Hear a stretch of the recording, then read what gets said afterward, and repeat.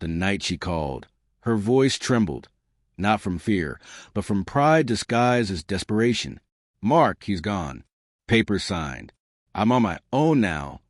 Claire, my sister, 34, pregnant with her fourth child, sobbing through a shaky connection halfway across the world. I was in Singapore, buried in a project that demanded precision and control. Two things she'd never managed to grasp.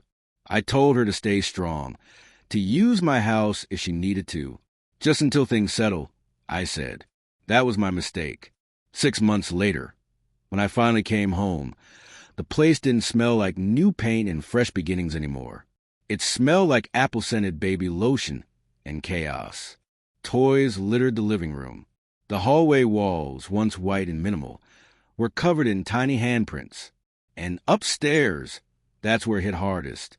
My master bedroom, the space I designed after years of saving, was gone, split in two, blue paint, cribs, stuffed animals lined up like witnesses. In the corner, my old desk shoved aside, collecting dust. I stood there in silence as my parents appeared in the doorway, smiling like accomplices.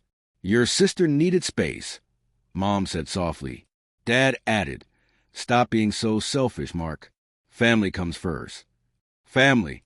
That word used to mean something. But that night, I just nodded. I didn't argue. I didn't shout. I simply let their words sit. And something inside me clicked into place. They thought my silence meant surrender. They were wrong. Claire had moved into my home, torn down my walls, and mistaken my patience for permission. My parents believed guilt would keep me compliant. But they forgot what I do for a living. I build systems. Financial, legal, psychological. So I built one more. Step 1. I reviewed every record. The deed, the mortgage, the tax filings, all under my name. Claire hadn't just redecorated. She'd remodeled without consent. That made it easy.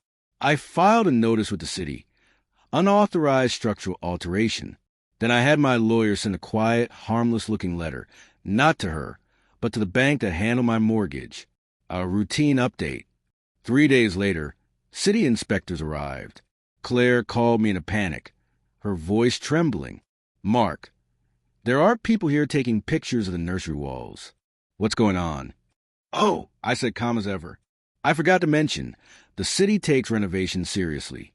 Then came step 2, the bills. Power, water, internet, all in my name. I didn't shut them off right away. I waited until she threw a welcome home gathering. Family, neighbors, her new single mom friends.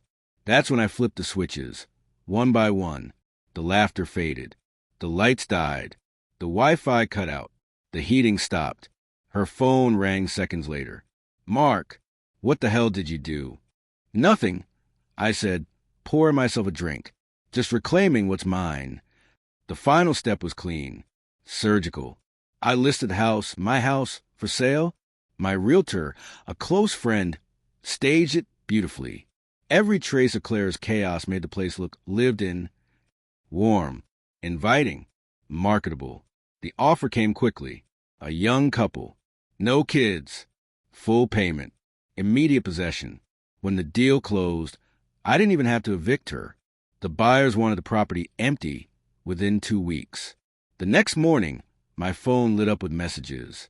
"Mom, Mark, please tell me this isn't true. Claire says the house is sold." "Claire, no way." "No way, Mark. Tell me it's not true." It was.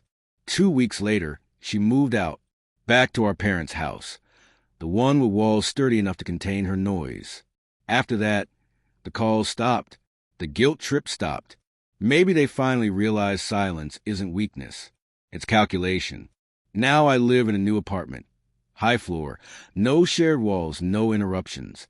Sometimes, late at night, I think about her face when she realized it was all over. The moment she understood that the quiet brother she pitied had been planning the entire time. Justice doesn't always shout. Sometimes it just signs papers. My parents still say I overreacted. Claire says I ruined her life. Maybe I did. But I built mine back, brick by brick, with the same precision she mocked. And when people ask why I don't visit family anymore, I smile, raise my glass, and say, because family comes first. Then I drink to the silence, the only thing in my life that's finally perfectly mine.